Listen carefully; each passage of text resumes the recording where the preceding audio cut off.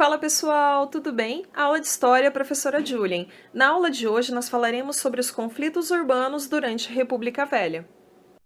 Nas grandes cidades explodiram muitas revoltas populares contra os desmandos da oligarquia e a miséria da população.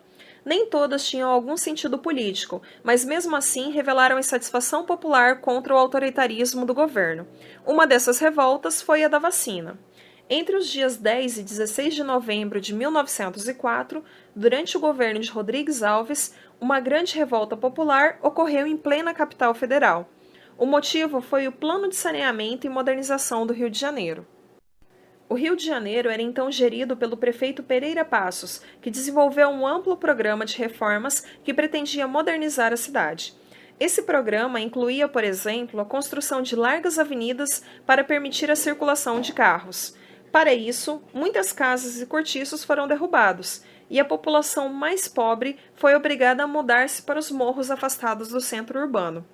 Mendigos foram proibidos de circular pela cidade e até os animais foram impedidos de ficar na região. No campo da saúde pública, o maior problema era o surto da varíola.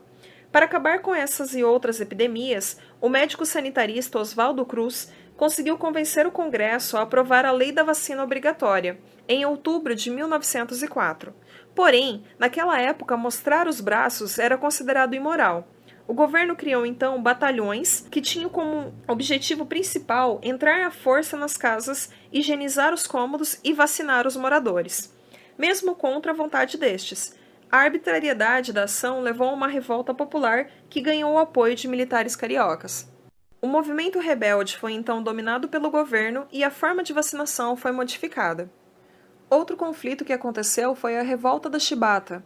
Esse conflito foi provocado por cerca de 2.400 marinheiros de dois encouraçados brasileiros, ancorados na Baía de Guanabara. Os nomes eram Minas Gerais e São Paulo. Os marinheiros tinham péssimas condições de vida, recebiam salários miseráveis e eram vítimas de maus tratos por parte dos oficiais. A causa do conflito foi uma penalidade que, apesar de ser abolida desde a proclamação da República, ainda vigorava, as chibatadas. A lei para quem infringisse algum código disciplinar da Marinha era em geral estabelecida por castigos físicos. Em caso de faltas graves, a punição era as chibatadas. Um caso grave foi do marinheiro chamado Marcelino Rodrigues de Menezes. Ele foi punido com 250 chibatadas por infringir as leis da embarcação.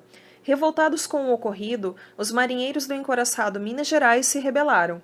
Liderados pelo marinheiro João Cândido Felisberto, tomaram o comando da embarcação e ameaçaram bombardear a cidade do Rio de Janeiro caso o governo não acabasse com as chibatadas na marinha. Após negociarem a trégua e o fim dos castigos corporais, os marinheiros foram anistiados, mas o decreto da anistia foi descumprido e o governo puniu eles. Muitos foram mortos, outros foram presos e levados para realizar trabalhos forçados na Amazônia.